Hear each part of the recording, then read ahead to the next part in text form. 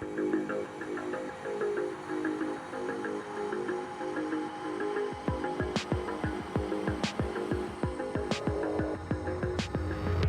have so many different stories between our players on why we can't make final or why we can't win, but new story starts with us winning. And Echo Fox are going to playoffs. Recently, we've started living up to our old reputation that TSM is a team to be feared. I think all the teams that we're playing against know that we can show up at any given day. You think TSM, you think Bjergsen, and now his visage is burned into the mind of every fan out there. This playoffs is a pretty big deal for me because last time I was in playoffs was 2017 spring. This year at playoffs, I want to perform a lot better. Wild Turtle got a solo kill on the Cody-san. In my career, I just won once, and I did a lot of time second place. This is one more chance to be champion, so I wanna win. Someday is the savior of 100 Thieves. We started from the bottom, and we had a really rough road ahead of us. And then we managed to, prove everyone wrong. They'll take the Nexus, they'll take the bye, and they are taking the NALCS by storm. What a season from Team Liquid. The Spring Split champions locking in first place here. In playoffs, I just want to get back to the form where, it's impossible to kill me. You know your bot lane's going to lose against me no matter what. That kind of fear, I know that teams always have it when they play against me, so I'm going to get that again.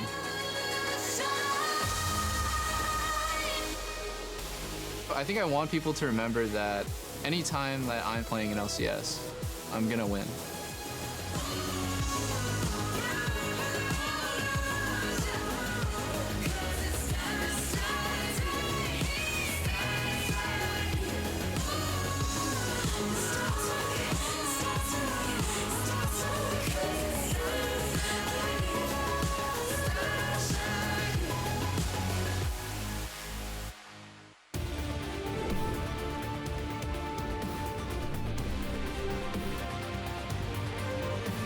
Welcome back to the NALCS Countdown. We're about 9 minutes away from Game 1 of the quarterfinals, and this postseason promises some incredible clashes, starting with today's matchups. But to whet your appetite for things to come, we got an early copy of the playoff script, and we wanted to share some of our favorite twists to come, so I'll go first. First up, Smoothie. He locks in, or rather looks to cash in, on his personal brand, retiring from professional league play in favor of starting his own line of healthcare drinks. Uncle Smoothie's old-timey holistic health elixirs. Yeah, I feel like it's probably a saturated market. I could swear I have a boosted smoothie in my fridge at home. Yeah, that's the trick with these, is see how much of these are actually photoshopped. Because the boosted smoothie... No, that's real. That's actually that part's real. No, this is the script. What are you talking about? Yeah, Mark, you're up. Hit us with the next one. All right, so the one that I actually liked when I saw it, Oh, you have your own script. Gotcha. Aframu, he serves Damonte a cease and desist order after he starts wearing sleeves on stage, and in an effort to find his own unique look, Damonte, in response, begins wearing a Gunnar monocle on stage. I didn't know they made monocles. I think they used the whole Rick Fox, Jared Jeffries connection to get the monocle gunner. Right. I also feel like it's kind of going to defeat it's going to trick your brain. I was going to say, there's no depth, you don't need depth perception. It's a flat screen, right? So it doesn't matter if you're maybe that's half why the I only screen on and some Tinder. weird yellowy color. I got my favorite one. Big and Quan, the big rivalry, they finally bury their long-standing rivalry, and they connect over their mutual love of Boba and their shared hatred of Mark Z. Reasoning is the enemy of my enemy is my friend. I mean, that's logical. Yeah. And also Mark is awful, so I align with that. I think I'm going to be friends with those two as well. Hey, at least I'm in the script this year. I haven't heard anything about you guys just yet. That's a good point. We are still here, though. True, but I don't see anything about you guys in these pages. All right, well, keep flipping along. Maybe you will, my friend. Yeah, because the only thing I see is after the implementation of the two coaches on stage, it is revealed that both of TSM stage coaches are actually Reggie in disguise. Yeah, this one made a lot of sense to me, actually. I'm surprised we didn't catch on to it earlier. Yeah, the TSM subreddit says, when's Reggie going to come back? Right, he's been here the whole time, ladies and gentlemen. And now I'm starting to be curious whether or not he's sitting in any of those player chairs. I'm really just impressed that he solved cloning. Yeah, I was going to say, now that they've solved cloning, what is the limit? And we exposed them. Yeah. There's probably some more violations going on with that. There's just next one, effect. with his time off, definitely actually aims to improve his Heimerdinger prowess by literally learning to build fully functioning combat turrets. I like how he's spending his off time. You said it yourself, Jad, it's a long off season, so at least he's investing it into something semi-productive. I'm sure Dong was also the one who taught him. Probably. Oh, without a doubt, he probably is the one who built the schematics, the idea. and it's more deftly, you know, kind of Also, someone doing the mechanics of the building. Someone turned Matt into a scarecrow. Yeah. It's a little You concerning. think he's got Airy or Aftershock? You need a lane Airy. Oh, Sadly, Airy most likely. All right, well, we're really excited about what this postseason is cooking up. Our compliments to the mystery rider for the summer split. Who is doing that? Who is that? It's Comic Sans, too. 353. Oh, he caught on to us. I'm going to go talk to that guy. Yeah, in about 5 minutes, I'm heading back there to figure out who it is. Now, as we turn to the match in not too long, players from both teams think a multitude of outside forces are at play for today's matchup. I definitely think the playoff TSM will show up. Not the clutch playoffs TSM, the previous year's TSM. I do think that every team right now fears us. Even if we did lose a game, we have won 5 out of 6 games that we played recently, and I don't think any team wants to face us in quarters. I mean, there's a ton of curses on our team right now. We've got the Phoenix curse going around. We got the Altec curse, Adrian curse, Huni curse semifinals. We've got the rookies curse, period. We've got... well, normally it was IMT C9 curse, but now we have Smoothie and Huni on the same team, so I'm not sure how those curses interact anymore. But we have so many things are we have so many different like stories between our players on why we can't make final or why we can't win. But I mean, new story starts with us winning, so that's just how it's got to happen. All right, TSM feeling good. Dardoch looking to defeat some looming storylines in their history. But turning towards the first matchup of the 2018 Summer Playoffs, we've got Meteos joining us to help us break down how these two teams might go at it today. And they have shown night and day performances between these two squads. Echo Fox and TSM, they can run the gamut of looking like one of the best teams in the league, all the way down to the most hopeless. And the difference can sometimes be very subtle, so help me break it down. Yeah, so Echo Fox, they look like they're gonna smash you or explode, and the reasons that happens can sometimes be hard to differentiate between the two, and it often comes down to the play of Huni and Dardoch. The way that I would describe these two teams is Echo Fox is pretty alpha in that they're very aggressive, but sometimes way too aggressive, and they end up just exploding. And TSM's kind of beta. When they're not playing well, they're just too passive. No one really wants to be the person making the mistake that lost them the game. They just sort of roll over and let the other team win. So I think both these teams are going to find a balance. Yeah, and even though people look at Huni and Dardoch as this huge strong point of Echo Fox, they can also be kind of their greatest weakness. Huni has 30 isolated deaths in 20 games. Oof. Like he's averaging 1.5 a game, which is just way more than everybody else in the league. Right, I mean, you're talking about their best two players also being in the top 5 for deaths in the league overall. Total deaths, so yeah. It's just one of those things where like these are complete boom or bust kind of situations, and it's because they sometimes lack the discerning eye in the fight that they're about to take. Right. Well, you know, on one hand, you could look at it as Huni's getting caught, but on the other perspective, he's the only one on his team grouped, and the rest of them are splitting together. Oh, there you go. That's what it is. That's why we got you here, dude. Like, I just never would have taken that perspective. Exactly. So help me out, though. Help me actually differentiate and delineate the difference between Echo Fox and Echo Foe. So here are a couple things that we want you guys to specifically look out for when deciding if it's the good Echo Fox or the Echo Foe. First off, Huni doesn't die 5 times. In their wins, only That's a good start. Only 2.4 deaths a game. So if he's starting to feed, that's probably pretty bad. You're just trying to get all the check marks. Dardoch has a 15 CS lead of 15. Damonte's on Cinder, Lost is on Varus. There's a majority of their wins are on those two champions. Yep. However, Echo Foe is if he dies greater than 5 times, more than 2 isolated deaths, if Dardoch doesn't get 6 before the enemy jungle, if Damonte tries one of those new picks like the Zillion or the Akali, and if Lost isn't on Varus. Oh, man. That one's a little simpler. It's a little narrow. It's kind of shown to be very true narrow so win far. conditions there. All right, on the side of TSM, now top form isn't quite, necessarily determined as of yet, but help me break it down, Mark Z. I think everyone wants to believe top TSM form is like the 14-0, 14-1 Akali performance. And sure, it is top. It is the top form, but that's not really what you're aiming for all the time. You're actually like the TSM that's building smaller laning leads through superior individual performances and playing matchups very well, and then transitioning those into moving around and grabbing turrets and objectives. Yeah, and I just feel like when they're doing that, they're good, but they've been so beta for so much of the year, just getting pushed in across the map, not roaming, not seeming like they're able to do anything. And the difference can sometimes just be how well they're performing. We're putting some words to it. Let's give you a checklist as well. TSM versus Free SM. How do we know? All right. Well, starting out, Bjergsen has to get control of the lane and actually get on the map. When he doesn't get that opportunity, it feels really bad for TSM when he's stuck in his lane for the first 15 minutes of the game. Also, Hauntzer pressures and oftentimes can get caught out for, so as long as he is able to dodge those ganks, that's really important. Grig controlling the Drakes with the pressure that his team is getting versus being down in CS and hasn't been able to do anything while all of his lanes get pushed in. And that kind of is the final one, of course, the bot lane. Usually looking to go even or ahead. They're not like quite the super lane dominant stompers that you're looking for, but they definitely cannot handle just getting pushed in under their turret. You've seen it sometimes when they're playing the Ezreal Braum and things go bad. Yeah, check those out on Twitter. Follow along at home. Definitely. Show who's wins. If you're a TSM fan, you don't want to see Free SM. Easy peasy. Well, narrowing in on game time, we're going to do some rapid fire predictions for the best of 5, the first best of 5 of the summer split. So down the line, Mark, starting with you. Who takes it and in how many games? TSM 3-1. 3-1. TSM. All right, Meteos. I have TSM 3-2.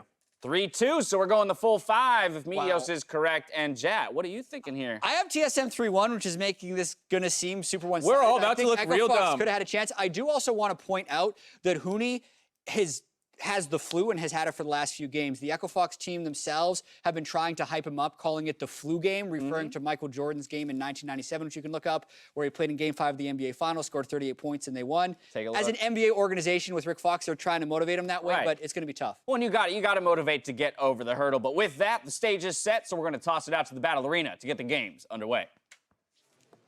Thank you, Dash. Boy, oh boy, am I excited for some playoff action here, Azale. I am very excited, and I feel like the guys on the desk forgot that Echo Fox is 3-0 over TSM this season. Yeah, that's something that when people ask me who do you think's going to win, I'm like, well, Echo Fox has had their number all They already played the best of 5. Right? They swept them. 3-0. Like, TSM in their last 8 games is 6-2. Those 2 losses are to Echo Fox. Well, draft has started. Akali, pretty sensible ban here for Echo Fox, Yeah. and TSM go with Varus. Olaf the next there for Fox. Yeah, there might be a Syndra in here too. Nocturne, Kindred, or other ones. Zoe has actually fallen off in terms of ban priority, and so has Nocturne a little bit too, but it's been an NA-type champion to ban. It's been really nice, though. One of the things I have enjoyed about 816 is it feels like there's less required red side bans, so there's actually kind of more parity and more flexibility in what you can do with those pick and bans, and we will see if Syndra is going to get targeted as well. I think Varus will see probably frequently targeted throughout this series because, as the guys on the desk was talking about, Lost has looked so good on Varus and has yet to find that same level of success on other champions. Yeah, 4-1 on it right now, and he hasn't been able to find his groove like you said.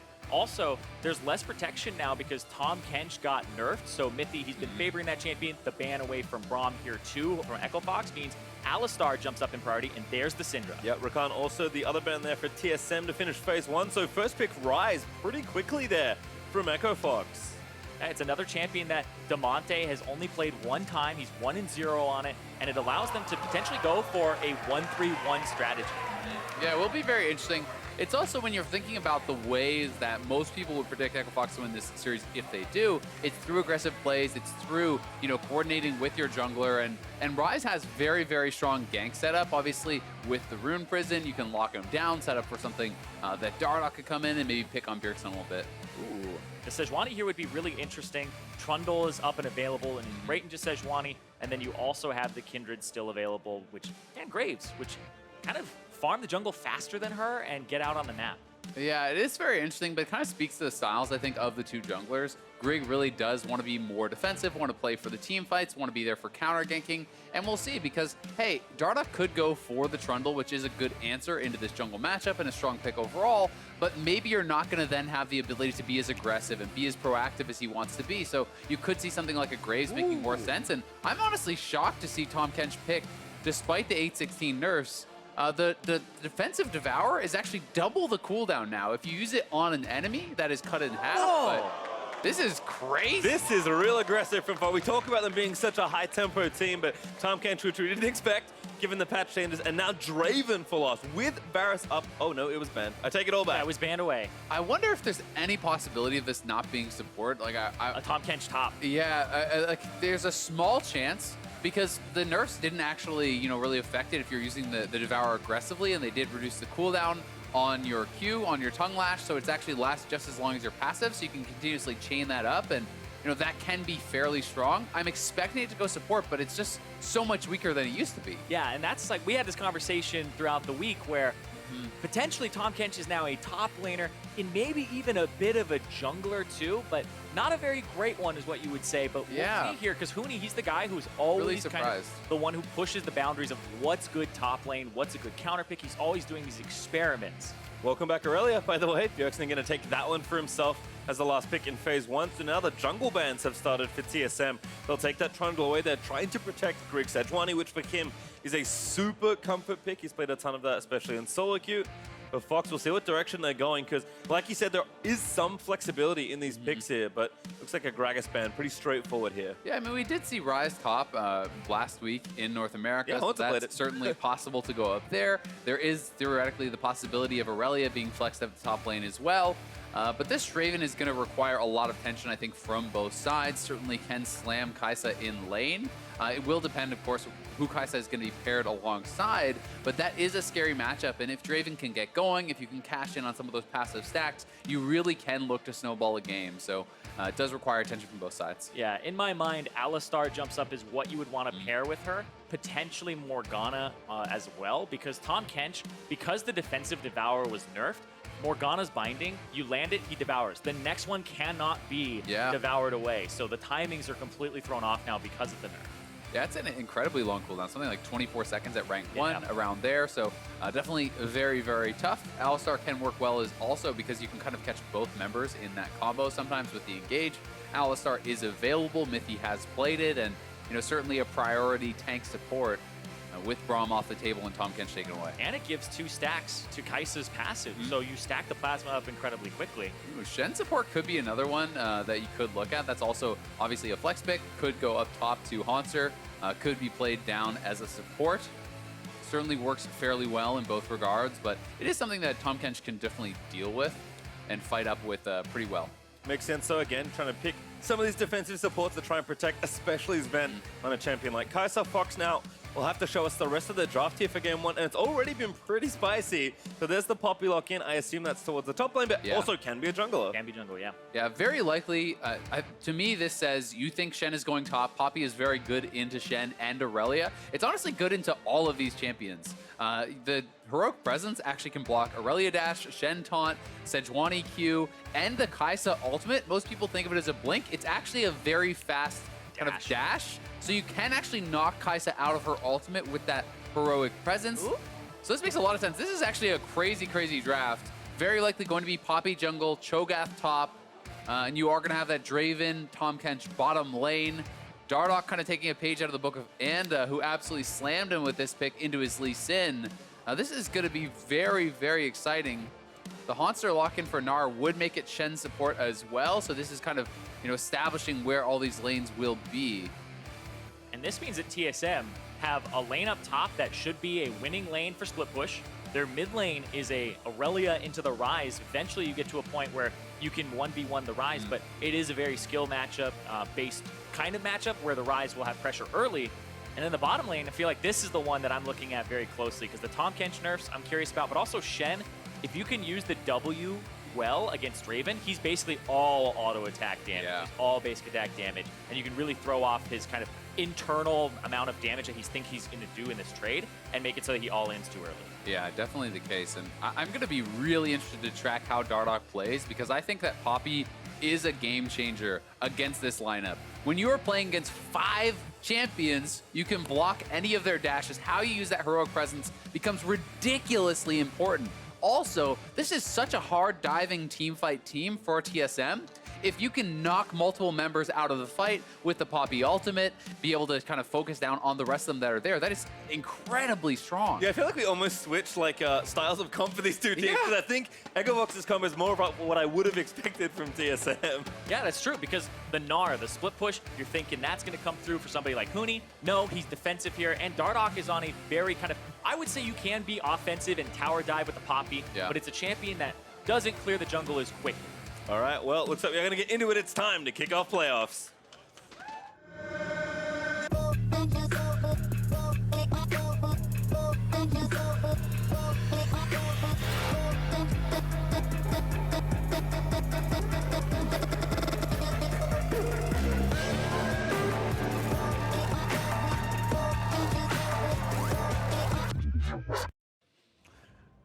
hype is building up, man. It's going to be a crazy, crazy series we have on our hands. What a way to kick off the summer split playoffs. With TSM once again being in the quarterfinals, they could risk having the worst year in their organization after having the worst split in terms of performance here. And Echo Fox, you know, they have made playoffs before. This first time that they made it was last split. But this draft coming in the game one, I'm very curious as to why they went this direction with it in particular. Because like you guys said, it kind of looked like one that TSM would have. All right, well, we are going to get a quick sideline report, so let's throw it down to Overly. Thanks, guys. ThinkCard, coming into this game, Bjergsen said that he thinks that teams should be scared of TSM, but the Draven pick says otherwise. So how's the team feeling coming in? The team's feeling really confident, especially Lawrence this game. We got Draven into Kai'Sa. It's pretty disrespectful picking the Kai'Sa 1-2 like that, so I'm pretty excited for Lawrence to show off what he can do on this game on the Draven. Well, best of luck to you in this game. Back to the casters. Some strong words, disrespectful from Zven. So Lost's gonna see if she can put some respect on his name. I mean, like, I love that call from Captain Flowers that we had earlier where it's like, you think TSM, you think Bjergsen. You think Echo Fox, you think confidence. They've never had an issue with confidence. In fact, confidence sometimes too much. has been their veins sometimes. Yeah. So we'll see what happens here. The Draven into the Kai'Sa as a counter pick, kind of saying, you know, Kai'Sa wants to stand her ground and get the plasma rotations off, so she needs to be able to have people defend her and be able to just stay in one spot for a long time. And Draven loves that because he gets to do massive amounts of damage early. And now we'll see how this works out in this matchup, but he's already walking up a bit. I mean, the relatively short range for Kai'Sa does make it very, very tough to actually trade autos with the Draven. You're not realistically going to be able to do it. So this is going to be a very big point of focus. And again, being able to get those adoration stacks up, being able to cash out can be the difference sometimes between snowballing a game and Draven or falling back. Yep, definitely excited to see Lost kind of play proactively here, but Zven and Mithy have been very good as a defensive duo. They almost always go even, and when they get ahead, it feels so tough to win, but there's a quick level 2. Smoothie with a tongue lash lands, and now Lost gonna get some poke down. Yeah, the Tahm Kench became a little bit more offensive, so the nerfs slash, I would say, changes shift in power means he's less defensive, which was kind of his identity, and now he's more tongue lash oriented, get the offensive devours off, and try to make it so that you are a little more lane dominant against other melees. Kind of like how Tahm Kench was on release, where he was all about, oh, you playing Terrakin me? I'll just smack him around a bit. It'll be very interesting, you know, if they can get enough of an advantage with that kind of more aggressive play in lane, it may pay off, but I think if you get to a mid-game or a late-game stage, you're mostly about the defense, and it's actually them that is forced to use the heal early on. Yeah, Mithy kind of turned it in there, and now Lost is just going to get the aggression down. That's the exhaust. That's a flash force there out of Zven, and now Mithy has to stand here and try and fight, but topside Dardoch looking to dive Huni. Silent, rupture. Oh my god! That stun was some pixel away from killing Hauntzer. So close to actually locking him down there. That was ridiculously close, but they do force the flash. They do trade 2 of their own, though, as well. Now Grig here for a bit of poke damage. That's Dardoch now with time on the Krugs. As a TP back from Hauntzer could be fatal. I remember they were talking about the criteria of Fox versus Foe and TSM versus FreeSM. Hauntzer just got dove pre-6 one time. He didn't die, though. So we'll keep an eye on that one there. But Smoothie already mid, keeping Bjergsen down. It's kind of a classic Smoothie running into mid lane. There's an Devour. This looks like first blood. Rotations around. Bjergsen going to try and get out of there, but he's going towards the turret. He's channeling away, and Dardoch swoops in for first blood. Nicely done there, the rotation from Smoothie getting up to the mid lane. When those stacks are up on Bjergsen, he knows he's gone. He decides to hold on the flash. And this is the type of play that when it was announced that Echo Fox had picked up Smoothie in the middle of the split, they no longer had Adrian, they no longer had Fang. This is the type of play where Smoothie dominates the map, shows up in other places like he was on Cloud9, and pretty much his entire career, he is not somebody who sits around. He makes the game happen, and the proactivity that gets Damonte ahead is now spilling over. Yeah, I mean, you can see just how effective the Rune Prison was at setting that up. There was 3 stacks as the Rune Prison was ending there from the Tahm Kench, and then there's no real way out for Bjergsen. So certainly a pretty good, very aggressive start here from Echo Fox. They had to go in the bottom lane, 4 summoners there, try to dive topside. They get a gank mid lane. They are everywhere right now. Oh, Dardoch, what a cancel Arctic Assault. He's going to run to the wall. Bjergsen gonna check that W straight in there. Quite the steadfast presence from Dardoch there. And remember, Sejuani a while ago got a nerf to her Q cooldown. So if you interrupt that, she's basically gonna have to flash or she's dead in these fights because it's about 14 seconds at rank 1. Whereas before, it was a lot lower than that. Well, here's Huni in the top lane. Down a little on CS. The dive attempt kind of went sideways, so Hauntzer is able to stick around and continue to be aggressive, especially now that he's back for his second endurance. Smoothie looking for Mithy, but they'll just run back towards the lane. Lost actually looking to go aggressive onto Zven here. He has no flash. Picking up the axes. Lost is still going. Conqueror proc. Just forcing Zven away. And this is pulling Grig all around the map. The fact that Hauntzer lost his flash top lane and had pressure on him, and then mid lane just got ganked, and now the bottom lane, this is a losing matchup for TSM. So Grig kind of has to figure out where he needs to go on this map, because TSM, it's been a classic for them in this split where they don't have multiple winning lanes. Right now, they just have that Gnar, and it was kind of neutralized. Yeah, and they really have done a very good job of that. And speaking more about the Gnar Cho'Gath matchup, people going more into Comet is pretty lane focused, and you can actually fight very well. You can actually proc that Comet with your Vorpal Spikes E, and Mithy may get powered up here. Smoothie looking for it, but the range not quite there. But look at the buy. You know, you talk about Cho'Gath as a champion, you may say, oh, well, that's not really a Huni champion, but he has double Doran's Darksteel as his purchases here. This is very lane focused, very aggressive. In addition to the Comet, he's gonna have a lot of damage for this laning phase. And this means that your 2-on-2 is actually quite good here because you have damage from that Cho'Gath. Huni hits 6 first, and so this is where they're pulling the bottom or the junglers, so the bottom laners can be left alone, and Echo Fox get to win kind of an unharassed bottom lane and deal damage to that turret, while the 2-on-2s are potentially happening on the top side of the map. So I actually like this strategy of dividing up the map and isolating your automatically winning lane because of the draft. I think Dardoch, in general, with Echo Fox, has done a good job of kind of cutting up the map. Of course, usually playing too top because that's where Huni does thrive, but it is nice to see them pick aggressive in the bot side and so far look good despite the CS being even. Yeah, and I mean, the fact that they're kind of playing around topside, but it is scaling teamfight picks that they are playing around, right? You know, they are this Cho'Gath and the Poppy, and they don't need to get a bunch of kills on the top side to be more effective. Holding even in this Cho'Gath versus a Gnar matchup is very good for you. Yeah, it's incredibly good for you because he's just going to scale up. Cho'Gath gets all this extra HP, all these stats, and then he gets to the point where all he has to do is CS and sustain off of it. So he's at that point now where it's really hard to push him out of the lane, and then he becomes this big team fighter. And something I was noticing in the bottom side is this Shen from Mithy. He's missed multiple taunts, and he's kind of been checking Lost, and Lost isn't even playing it well yet because the Draven stand aside can interrupt the Shadow Dash, and he's kind of like giving him chances to realize that where he's not getting caught early and getting like basically blasted in the lane by taking tower shots. So if Lost just starts upping his play and realizing, okay, he's gonna go for these aggressive ones, he'll just start checking him with stand aside, and then you can't get those taunts off in the mid game. You can see Bjergsen has picked up blue buff and also Merc Treads, which pretty timely purchase given what happened to him last time around in the mid lane. Whilst they're also returning to lane. That's BF Sword versus Pickaxe. Doesn't take much to realize that's a bit better. Yep, he's going to be going for a Stormrazor rush. I have been most frequently seeing things like Stormrazor into Rapid Fire if you want to go very aggressive. Some people are doing things more survivability along the lines of Stormrazor into BT. So there are definitely some options with Draven, and going to be excited to see how he wants to play it out. Yeah, I don't think he needs the Bloodthirster as his first item, like you said, because this is a lane where he's not really having a sustained battle at all. So the Stormrazor would make a lot of sense here. Yeah, I really do like Stormrazor into Rapid Fire on Draven. That first auto becomes so ridiculously powerful. And, you know, there is the option then for Shen, as you talked about earlier, to really use that parry zone very, very well. If you use that Spirit's Refuge to actually block the attacks, as you see here, stopping those crit ones becomes even more important. How do you do it, man? Like, that's like not the caster curse, but that's like the caster blessing. It's like, let's talk about this interaction, and there it is. Thank you. Thank you very much, Mithy. Something that I want to touch on here is Zven. The Stormrazor is becoming more and more popular for Kai'Sa now. He's not going for that here. Ulti as well, lost though. Couldn't quite get the last few autos on thanks to Mithy's W.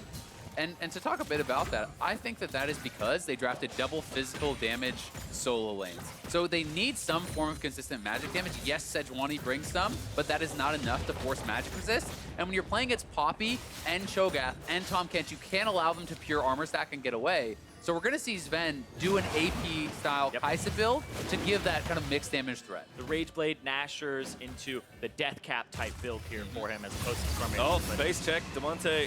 Keeping him away so that he doesn't check the Drake, because right now it's being soloed by Dardoch. They have bottom lane priority here for Echo Fox. see if they try this. Both junglers have smite, but Dardoch's actually up a level. They're streaking to burn the ulti down. Dardoch getting low, but the Drake goes over. Grig able to steal it. Smoothie, though, swooped in to save him, and Damonte's gonna flash out of there. Hauntzer finds two on the Gnar wall to the follow-up CC. Smoothie gonna be left out to dry as lost now, getting chased down by Bjergsen. TSM collapse for 3 kills and the Drake. They got the Drake too, a massive fight for TSM because Huni had no teleport. There's like 30 seconds left on it. He's not able to get down there because of the mistimings of that spell, so it's an uneven fight. Yeah, that was a huge play from Hauntzer with that ultimate, with the TP flying in.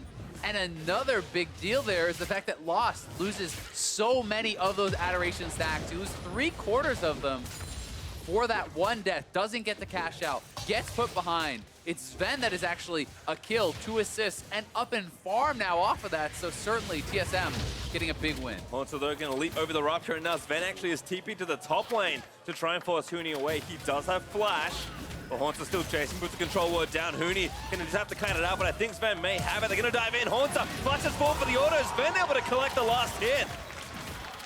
And the lane swap works out perfectly for him. They caught him with their pants down and said, all right, let's go to the top side. This may still be first turret, though, going over to Echo Fox, because that bottom turret is really low. This feels like they played a bit too greedy, trying to take 2 objectives on the bot side at once. They already had this turret low. They will get that first turret goal, but TSM able to get the Drake, get some kills, and now start trading. This has been, you know, kind of an unfortunate trademark, this split for Huni, is that he overextends. He tries to get too much.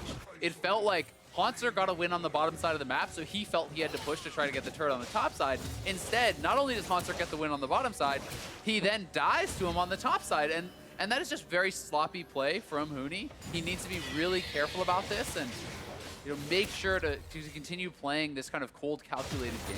But like you said, it's kind of been his calling card this whole split. The isolated deaths he has off the charts. I believe it's something like 30 and 20 games, which is actually, I would say, a bit on the really unacceptable side, because that is a massive amount. Like, people don't even have 30 deaths in a split sometimes. Like, a lot of players go under that mark, and he has that many isolated deaths in 20 games. Well, watch this sequence again here as TSM do collapse on the Drake.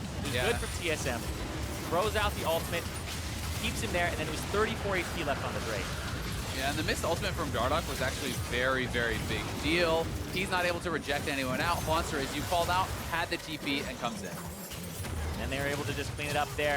And that kill going over to Sven is huge because they got flashes on top of it. And like you said, he lost about 150 Adoration stacks off of that. Went back down to 50. An interesting set of trades though, but as a reminder, 2018 Summer Final tickets are available now. You can join us in Oakland at the Oracle Arena September 8th and 9th. And join us live for what should be a pretty impressive finals. Also be joining the winner of this, whoever, we don't know whether they'd be in the first place match or third place match, but winners, whoever gets to the semifinals, will be going on. And you know that Team Liquid and Cloud9 will already be there, so we already have 2. There you go, that's great value. All right, well, Fox actually did take 2 turrets, interestingly. Huni able to stay up top and protect this one for a little while longer. Looks like Lost will actually transfer there now that he's finished his Bloodthirster, interestingly. Was Bloodthirster first, which I guess is the Draven Classic. I think he died and was like, yeah, I don't know about this Storm Risk. I guess it's a little more for the team fighting there because the laning phase did end, but we'll see what he gets second. There's the Rift Herald going down. They want that mid-turret. You open up the mid-turret, you open up the map. And there's a lot of TSM members here. Oh, is this what? No, he didn't hit her away. No, who's Shelly? I think it might have been, but Dardoch unfortunately can't quite land it. Still, they're knocking up away and the wave to get the turret down. So if TSM want the turret, they have to push again. Yeah, pretty nicely handled from Echo Fox. TSM does get a chunk on that turret, but for a 2v4 defense with Rift Herald being used, yeah, it's pretty decent. It's pretty good. I had that reaction because my favorite thing is seeing the Rift Herald fly away. So I was just heartbroken for a second there. Because you can ultimate her away with the Poppy, and it looks a little goofy, but it works.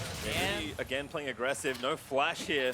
Grig ready with the ulti once more, Shelling Smite down, now gonna lock him up, Rupture lands, Huni gets the silence down, he's gonna delay it for as long as he can, but he's gonna get chain stunned there under the turret as Hauntzer collects kill number 3.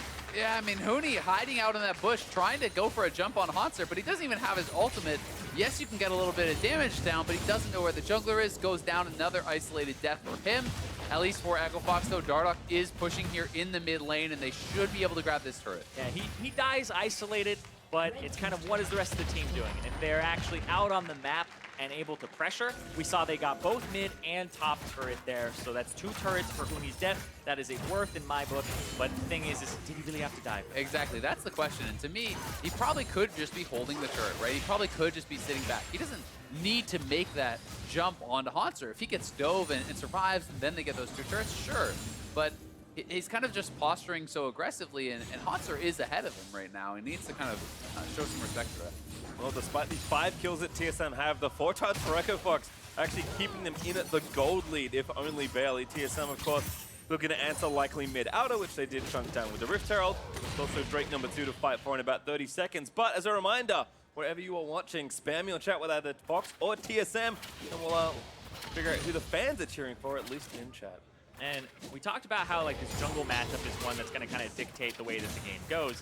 And we're talking about how there's all this gold kind of evening up from the turrets that Echo Fox have, putting them ahead of TSM. Well, you have to look at where that gold is concentrating with TSM. So the turret spreads it out. Dardoch actually has 1,000 gold over Grig, but then the laners, Hauntzer's 800 up over Huni, and then you also have very close numbers between Bjergsen and Zven, so they're in a good spot, whereas most of that gold lead, that 1,000, is on Dardoch on the Poppy. Yeah, and TSM has some very strong team fighting here, so if they can actually win a team fight, start collecting those turrets, that lead can explode very, very quickly. We'll see if Echo Fox is going to be able to make some plays of their own, though, as they're heading down towards the Dragon. A lot of people hovering towards that top side of the map for TSM, and looking to knock down a turret and perhaps pressure Huni once again. And you can see he's learned the last 2 isolated deaths to play really far back. Just give up the CS. Don't worry about it. Oh, he worries about it. It'll still be there. It'll still be there. I swear the minions don't just disappear. All right, Hauntzer with the Black Cleaver finish does actually take TSM's first turret, and they get another one pretty quickly after. But Drake did go over to Echo Fox, so they'll equalize on that front. We see Damonte like splitting bottom lane, and then TSM are going to the Baron area. But it's only 17 minutes in the game. Baron is not on the field at all, and it's got 3 minutes before it's even going to be up. So warding for it doesn't really help you at this moment, and you're just trying to contain. Oh, Dardoch, you are so good at this game! Damonte gives a shot there, but Dardoch sets it up. That was so fast. Just goes right in flash with the heroic charge, gets him on the tip of the turret, and Zven has no chance to react. Yeah, really nicely done there from Dardoch. Makes the big play, gets the shutdown, and Echo Fox is pressing a bit here. They have Huni pushing up in the top side, 4 men mid, so they are getting a lot of this map pressure down, and despite the fact that TSM is up 3 kills, Echo Fox still is up gold, and if they can delay TSM from getting some of those turrets, it is going to be a very big deal. And again, we usually think of Echo Fox as being this aggressive team, but it's usually chasing for picks and team fights and getting kills and then converting. This is really clean, fast pressure on the map, and they're just, I mean, you can tell in the turret difference how good of a job Echo Fox have done of just pressuring every single lane. Yeah, normally for Echo Fox, it's just have these down and dirty skirmishes. Yeah, like this. Oh, he like slid off the box of the turret into the wall. That one. Ooh, Papio drift. Yeah. But it's a 1.8 second stun. The Poppy E got buffed a long time ago to go up to 2 seconds and start at like 1.5 or 1.6. That one's so hard to react to, honestly, for Zven. He comes out of vision, is immediately charging. You have to have like the wild turtle flash out of a bush type reaction to be able to actually stop from getting stunned there. It is possible to flash out of it, and the Poppy still charges to where he was going. But either way, really nicely done there from Dardoch. He certainly has the playmaking ability on this champion. He will continue to throughout all stages of the game on Poppy against this composition. So really, really excited to see how he can perform.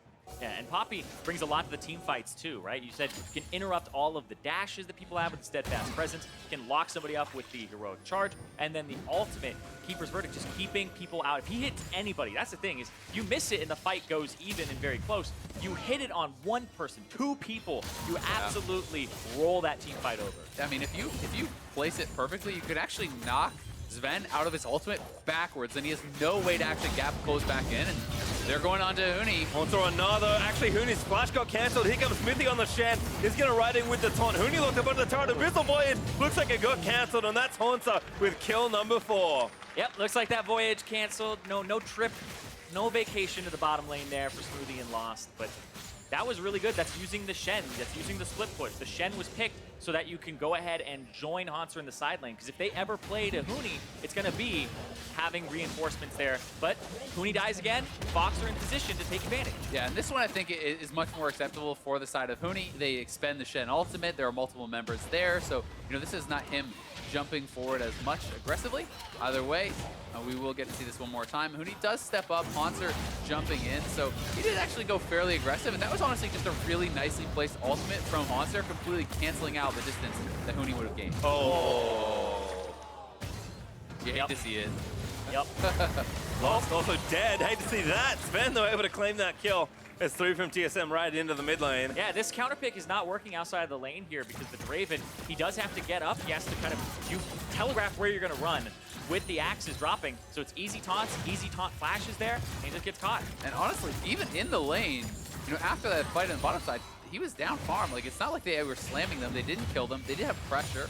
They did get some turret damage, but not enough, I would say, so far from this pick. Yeah, the Rage Blade had come through after the first 2 kills there from Sven, which was really kind of the I wouldn't say the nail in the coffin, but what kind of started it all off there. And this is where, we'll see, Axe knows he's going there, on flash, right on top of it, telegraph position. But again, why are you up that far? I mean, look at the minimap right now. There is no one even remotely close to Lost. He had no one around. He did not even have vision to know where the rest of the TSM members were. So even if that taunt flash kill doesn't come through, Grig could have been behind him. Bjergsen could be wrapping around. Like, that is, you know, a very silly spot for him to be sitting in. Yeah, he kind of had just 2 control wards, 1 in each side of the mid lane, and a lot of people think that's complete safety, but even just the people who are in the lane, 1v2ing like that. You know, ThinkCard said, you know, they're confident. We'll see what he's able to do on it. So far, it's been too confident, again, for Echo Fox with him. It's really been a case this season of Lost coming in. He looks so good on the Varus. He has had, I recall, a strong Xayah game, but the laning was not really there. He was able to team fight well, but the tough part about this is, if Varus is your best champ, and every time you have a bad game on another champion, you're reaffirming to other teams to never give you that Varus, and it starts to become this thing where you will never get access to that champion. You have to show power on other champions to be able to open that pick up. Well, we'll see what Echo Fox can do if we ever get some sort of team fight, because the split push parade is still very much streaming down Main Street. 30 seconds though to the Infernal is up as Damonte gets some poke onto Bjerg. Well, they're both doing a lot of split pushing here, where Hauntzer's on the bottom side of the map. He's got that turret kind of in his sights. He's dealing damage to it right now with the Blade of the King. And they're starting Baron. Huni is on Baron with them. They have the Cho'Gath ultimate. There's the blue trinket. Sejuani will potentially get close. Keeper's Verdict needs to keep him out, or Smoothie needs to get in there. Grig. There it is. Oh, there we go. Really nice from Dardoch. That's Baron secured there for Echo Fox. Now got to get out before dying to the team fight. Dardoch pops up the W. Zven looking for the poke. Might run in there. There's the ulti. Oh my goodness, I think he got blocked. Now Zven going to try and make it, but Mithy looks for the taunt as Dardoch is able to flash out of the way. Yeah, the Keeper's Verdict there from knocking out members, and then he had the Heroic Presence actually stopping Zven ulting in, it looked like. So very well done from Echo Fox. They make a decisive call, they commit to the Baron, they do knock it down. TSM will be able to grab themselves an Infernal here, but Echo Fox, you know, making some good moves. Despite not being the ones to win the fight, they are making smart plays around the map.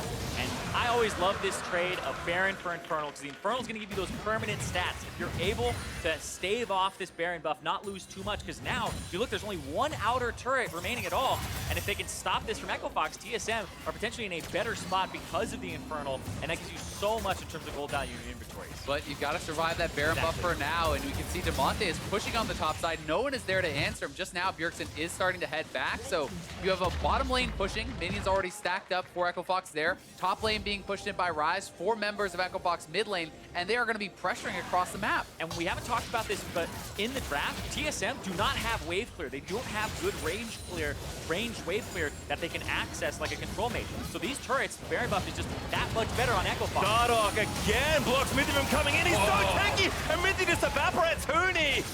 Maybe skip breakfast because Mithy just gets devoured. And he is stacking up pretty heavily here now, getting very, very tanky on the Cho'Gath. And turret's going to go down. That should be an inhibitor as well, as Echo Fox can just walk this in. This Baron being so effective. Yeah, especially against this team with the lack of wave clear that they have. Here we go. Now they're out. Party Portal at top lane takes some minions too. Yeah, big wave actually moving in, but the stun is going to land in from Bjerg, but still not quite enough as Dardoch. We're going to play interrupt duty. The rest of Fox diving into the turret. Dardoch pops his stopwatch. Grig goes down as Lost is finally able to cash in, but Damonte too far forward. Lost flash heal to save his mid laner, but Zven is able to get the kill, and now Lost is disarmed in Irelia's ulti. The stun in onto Huni, and Echo Fox, it finally comes to haunt them. They overextend, and TSM punish them. Yeah, they could potentially get chased down. Bjergsen's still looking, but Dardoch, I'm not sure why they decided to try to dive that. The Ryze ultimate up to top lane seemed very intelligent to pressure the turret, but then they were already relatively low on some of their members, and they decided to actually go for the dive. So here it is,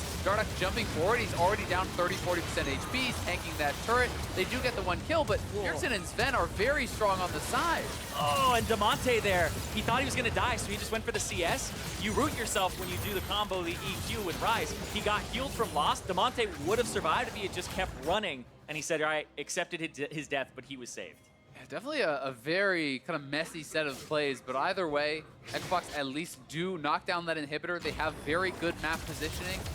They have not had clean fights, but they have had smart movements around the map. They have had good plays, and it's kind of very much felt the opposite of what you expect from Echo Fox, where you expect them to be winning the skirmishes, and when they are winning, it's normally through kills. This is them kind of winning around the map, split pushing intelligently, and I still expect them to go for those plays, the overplays. Yeah. That's still very characteristic of them, but we got to get into TSM's characteristics here because they love that late game. They love those big team fights at the end where they're able to kind of play reactively. That was Fox with their hands in the cookie jar. And TSM, that's their favorite position to be in, is where the other team is making the moves, and they just have to react to them and say, oh, we caught you. Yeah, punishing mistakes is certainly something that they have been very good at. And this is, very interesting for TSM because TSM has been historically the most dominant team in North America by far. 10 straight finals until Spring Split where that was broken. They're again in the quarterfinals here, and they need to be doing well here if they want to get enough championship points to go to Worlds, if they want to be able to have a chance to challenge for that summer final victory. This is a really big deal just for the org of TSM, right? To get back to their dominant ways, to get back to their winning ways, because it feels like for the first time in a long time, a lot of fans have been losing some of the faith in the strength of TSM as an org. Well, very clean from Smoothie to save Lost as Fox moved back to the top lane to try and finish off that turret. Huni is getting things going there with his TP, and Dardoch's looking to make a play once more. Sees a few too many members of TSM though, so he's out of there. Chilling's mind burned actually just to make sure. And right now it's just Echo Fox allowing Huni to push out the bottom wave. They kind of have a 7th person or 6th person in the mid lane shoving that one out. And because Hauntzer's not here to answer, they're just going to wait and try not to get caught. So it's a 1-3-1 right now for Echo Fox, but this is the position where, like, how do you break the game open from this point, right? If you just hold even here, I actually think TSM are in a better spot because they play defensive, they have defender's advantage in terms of positioning.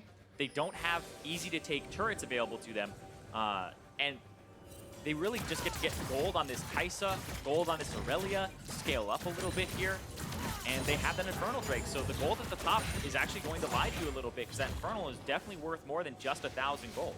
And that's why I think it just, again, comes down to the playmaking from this Poppy, from Huni. Can you get those correct engages? Can you lock down some of these carries from TSM and burst them down? Because, there is a lot of upfront damage that can come out with the Feast, with a Draven crit and a Ryze combo, if you get that correct engage, if you get that correct play. So it's going to be tough to pull off, but here's Kai'Sa. Yeah, Hauntzer's at it again. Huni now forced to flash away onto the Grom, but there's Mithy for another one to join in the party. The Ignite. Rupture is there, but Ignite is enough. Mithy slays him. Sven, he's at that 3-item massive power spike here for the Kai'Sa. The death cap comes in. It's a multiplier on top of your Rage Blade multiplier, and it all goes into your Nashor's Tooth. He shreds Cho'Gath right now, who has no MR. So he's dealing percent HP, magic damage to him, and he's just shredding right through. Yeah, and it looks like Huni is probably building towards, Randomans or a Deadman's or something, but now he does grab a cowl, realizing he is going to need some of that magic resistance, which will certainly help him out. It's been a bit of a rough road, I'd say, for Huni this split, and honestly, despite the fact that he has had some amazing individual performances in the NALCS in general, because he has never made it past that semifinals, He has won in Korea, he has won in Europe, and he is still searching for that championship in North America. And I think, you know, seeing those top lane results, those first team, second team, third team, him not being in any of those is going to be really tough to swallow for Huni, who is one of the most confident players in the league. Yeah, this has objectively been Huni's worst split to date. The guy has never played in a quarterfinals match in any playoffs, Europe, Korea, or in North America. He's never been in the quarterfinals, and he was always a regular season god. You think back to the 18-0 Fnatic, the 17-1 seasons that he had. It was like this guy dominates in the regular season and then falls off in playoffs sometimes. But here, he didn't even have a dominant regular season. I mean, he has a career win rate in the regular season approaching 70%. It's like, you know, high 60s, mid 60s. Pretty insane. Certainly so, but looks like Baron is back up, so teams are looking to play around it. Grig over the ulti finds Huni. Dardoch again trying to block everyone from coming through, but TSM forced away. Great full-man stunned by Bjerg. Keep his verdict out. Gets not into the wall from Irelia. Mithy still trying to dive in as Fox. Can't all the way back around, but Zven dives the backline. Looking to take down Damonte, but he goes down.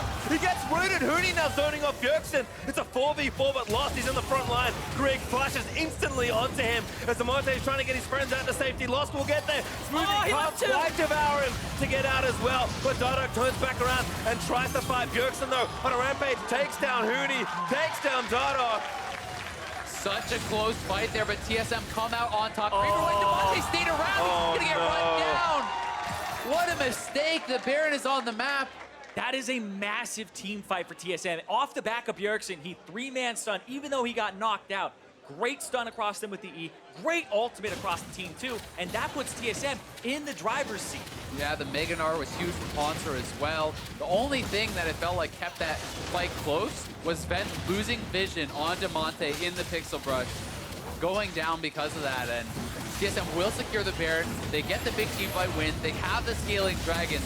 They really do feel like they're starting to get into the driver's seat, despite the fact that Echo Fox is like really one big team fight away from winning this game with inhibitor turrets down. And here it is one more time. Now it's anybody's game off of one big team fight here. Grig, great Q into the R to hide the animation, starts the engage on the Huni, and Dardoch flashed forward and didn't get anything for it. But a great stun there, a great ultimate, even though Bjergsen gets knocked out with the Keeper's Verdict. And then here, Mithy goes in, Zven to the back line. Can't hit Damonte, he loses vision. Perfect, great call on that, Azael, because that's something that is so hard to appreciate from a spectator point of view. And here's an example, really, of the Tahm Kench nerfs coming through. Like, so long in between Devour for Smoothie, despite the fact that it is kind of in those later stages. Not able to really get back into that Ryze ultimate. And then Damonte hanging around after that fight in the bottom lane and dying is pretty unacceptable, I think, at this point in the game. And great from TSM. I saw a fight looping from TSM. Like, why is this guy still here? Bjergsen knew, certainly exploited it there as TSM. Now they're the ones with the Baron looking to threaten these inhibitors. They mid him back up, so now in mid lane looking to take Fox's structures away. Yeah, but Fox have actually put Damonte in the split push in the side lane instead of answering. He's kind of the wave clear that they would use. A little bit Huni, but he's kind of the AoE wave clear. And they have him off on the side lane, not even threatening a turret right now. He just shoved the wave to where the tier 2 used to be. And nobody's answered for TSM. TSM are calling the bluff saying he won't push. And he doesn't. Good call there from TSM as they'll look to take down yet another tier 2 turret. Make it 6 here in mid lane as that one falls. Hauntzer goes back to answer this wave. Yeah, with Hauntzer showing here, we may see Echo Fox try to look for some sort of an engage, but I think for the most part, they're going to be happy to just try to wait out the Baron buff, minimize loss as much as possible. Gold is still very close. A good fight can still mean a victory here for Echo Fox, as the inhibitors are exposed in both mid and top lane. You get a team fight ace, you can march down and maybe end this game. So Echo Fox trying to wait this out, trying to withstand the tide of TSM, who is going to be split pushing, who is going to be pressing. Kai'Sa has hit late game, Gnar has hit late game, and they have the Baron buff to help them out. Yeah, it really is. The fact that Echo Fox made that Ryze play to the top lane and it didn't work out when they got that mid inhibitor, it gave TSM so much momentum. Fox had to spend so much time resetting the map, getting back up there, and really it just gave farm over to Zven, hits 3 out of power spikes, and they're really now in the driver's seat on TSM side. So, like you've been saying, Azael, win a team fight, you potentially win the game here. If TSM win a team fight, they're closer to Echo Fox's base. They don't have to make that long run, that big trek down mid lane to actually get to any structures. They can just push for a win. Fox, though, they can push too, because there is no inhibitor turret. Yeah, portal attempt there from Damonte to try and pick off Bjergsen, but the split continues here for TSM with 40 seconds left on the Baron buff. Smoothie trying to find the pick off. Abyssal Voyage, where is he going? All the way to the back of the bot lane. But now that's the stun in front side on Huni. Turret going down in top lane. Hauntzer about to transform. Damonte roots him up.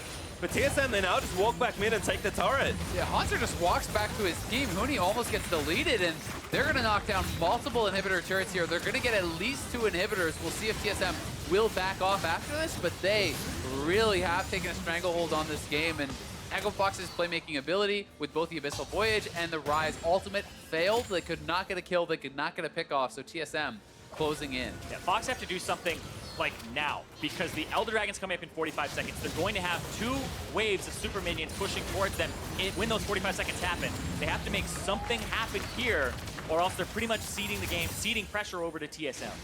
Looks like they will have to give it up. TSM just take the tower. No need to get greedy for the inhib with Baron wearing off. Instead, Hauntzer hops over, takes the red buff. And again, TSM were in the gold lead at a turret deficit. That is never a good sign for a team. Yeah, because they were winning all of those early fights. And this is kind of, we see very actively the difference in playstyle and shot calling. Fox said, all right, you gave us an inch, we're going to take a foot. Went to the top lane when they were kind of sieging. TSM, they slowly take the base, and then they even leave up that inhibitor when they could have greeted for it, right? There's enough time before the reset, but now Echo Fox, they're sooner here to the Dragon. Yeah, this is very important, but if TSM can delay them, the waves will be pushing in. So Echo Fox is just going to try to rush this down. They do have the Cho'Gath Beast, and I think they could secure this as Hauntzer looks like he's just going to go for the base. Grig has been good all season, but not enough to steal that one. Now they're trying to zone the way there. The realm walk gets everybody out, but Hauntzer TP's in, but can't find an attack. Very nicely done there from Echo Fox. Decisive stuff. They get the Elder off the map, and while it's not as powerful of a buff for them, it would have been game-ending had TSM got it. So back to the base, stall it out, clear out these waves, and they're trying desperately to get Lost to an IE, trying to get them to these teamfight power, and he just picked it up. Yep, just got it there, so perhaps Fox can find a fight. I said that TSM didn't seem too greedy taking the extra turret, but it might have cost him that Elder, as TSM still pushing in, looking to take the final in him, but Fox, they want to fight so bad.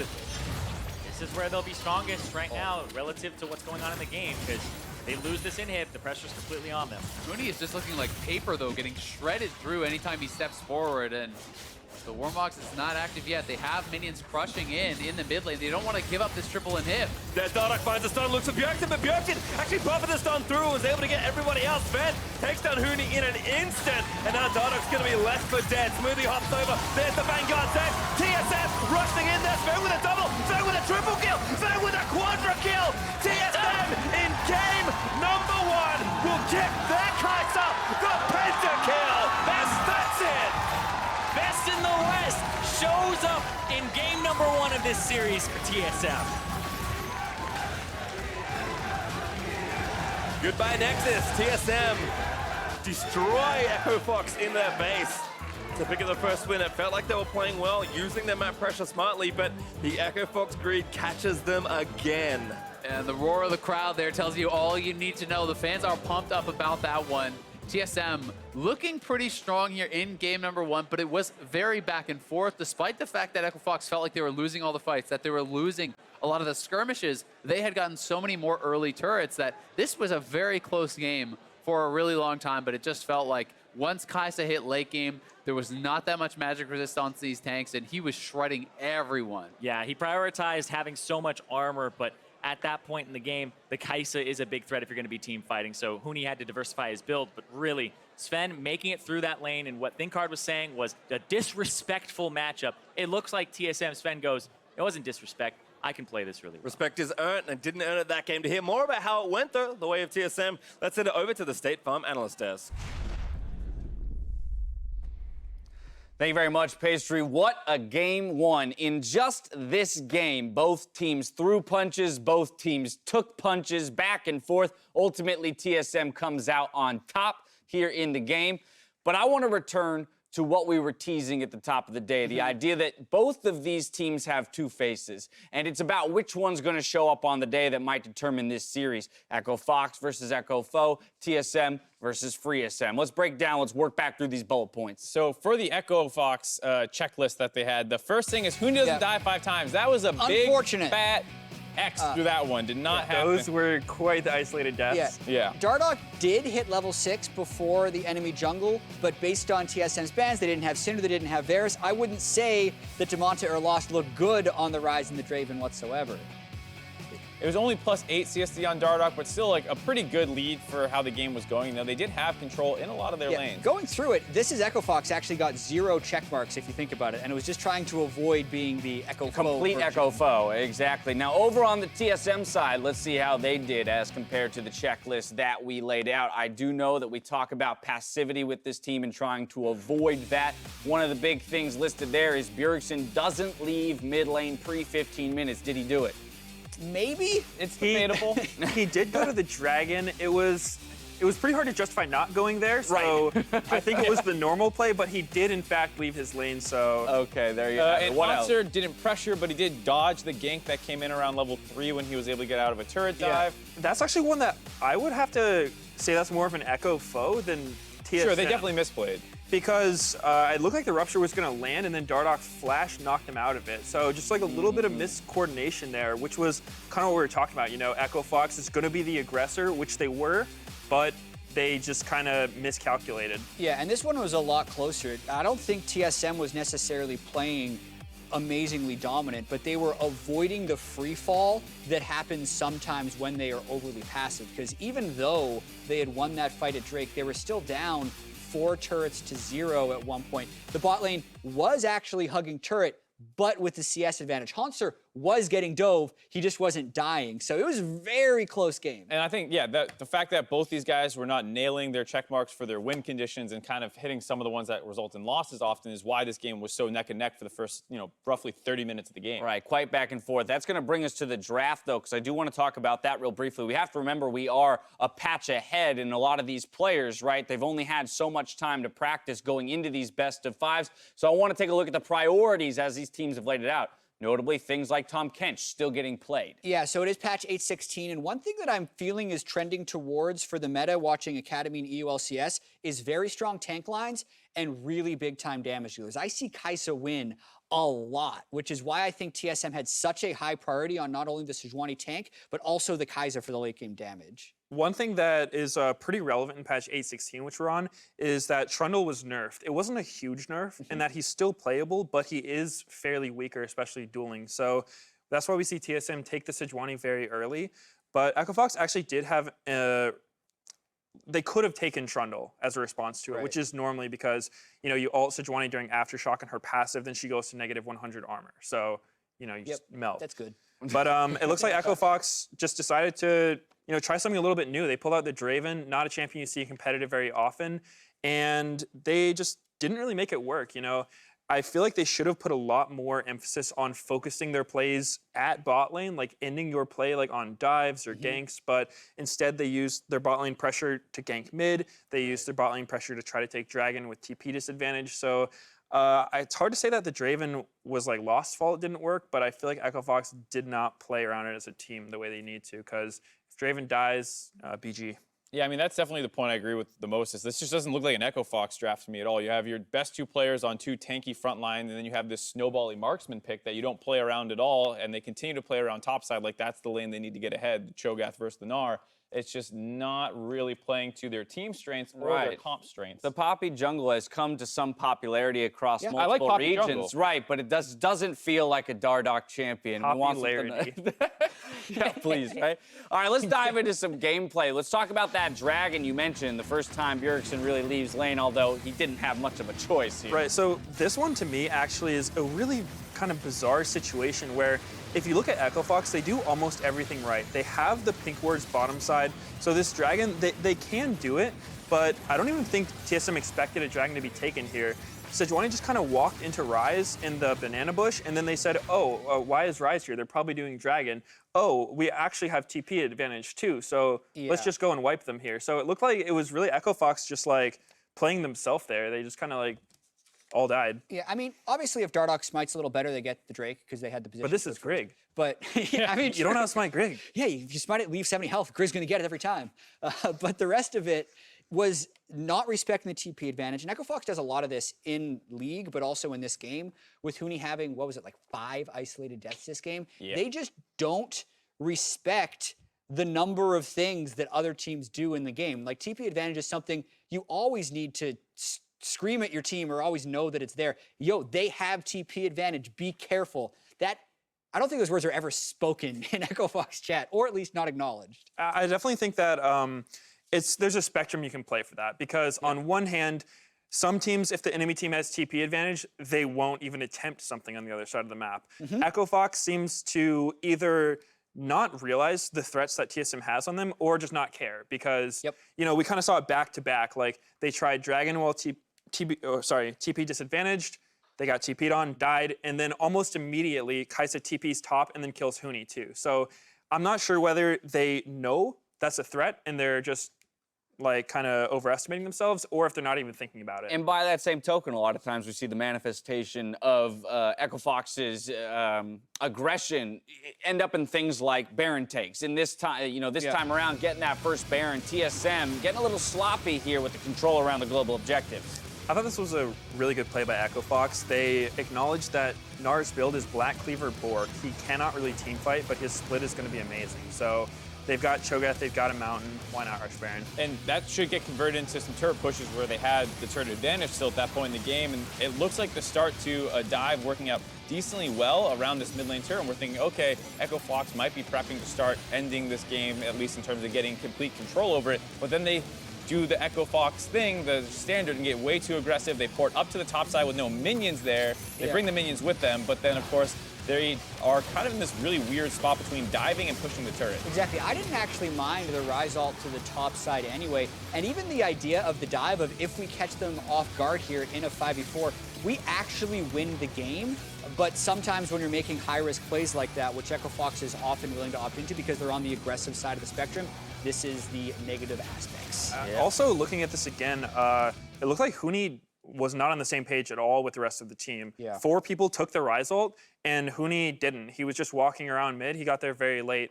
And Echo Fox actually tried jumping on TSM near that tier 3 turret, and I imagine having an extra Rupture and Silence probably could have won them the game there, but our next replay, this time in the mid lane, 4-for-1 in favor of TSM. A huge fight in their comeback here.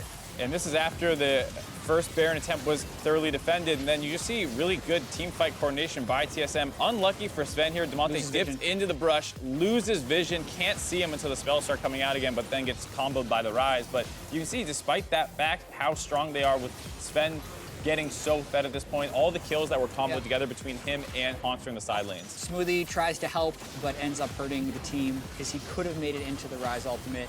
Ends up going back to die while trying to save Dardoch. Even here, don't forget Damonte saying, you know what, why don't I grab this wave on the way out? Better get that wave. Oh, let me walk back forward. Another wave. Where was he going? We talk about not respecting the variables in League of Legends. If only I had that answer. Losing a team fight in bot river and then saying, let me push bot lane is a bit of a head scratch. Well, he did greed the wave. He got the wave, so like his greed paid off a little bit. They walked back forward. Mission success. I don't know. I feel like nothing else could have happened. From there, TSM picks up the Baron and they push forward through the bot inhib for the final fight. And we get our first penta of the postseason in the first game of the postseason. On none other than Zven as well. I think he was the only one on second team or higher. Or was he on third team? He was on third team. He was on third team. Well, surprising, but either way, you see why they play around him so much. And this Kai'Sa pick coming up big in the late game. He's always been a monster in team fight situations, and at this point in the game can dive in with the extra shielding that he has to go in and pick up all these kills. And then the team, you know, helping him out, making sure that they give the stuns over so he can get the kill. TSM's comp definitely came online here at the end of the game. You know, you've got a ton of melee with a Sejuani to help get a lot of stuns out, and then you've got a lot of CC with a Kai'Sa to stack all the plasma, so you just saw Sven rip through the entire team. I mean, if anything, I think this has shown that we've got quite a series ahead of us. Game 1 goes to TSM. Echo Fox's chance to strike back is coming up after the commercial break. We'll see you then. No stop.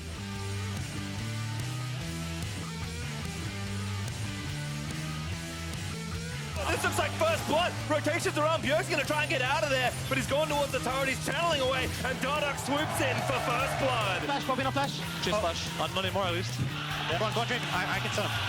Nice, guys. Nice.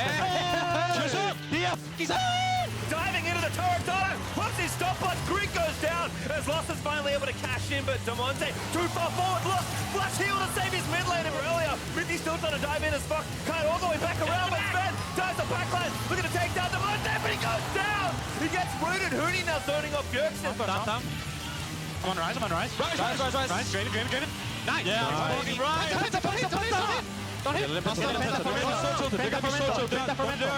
Oh, they're so tilted right now.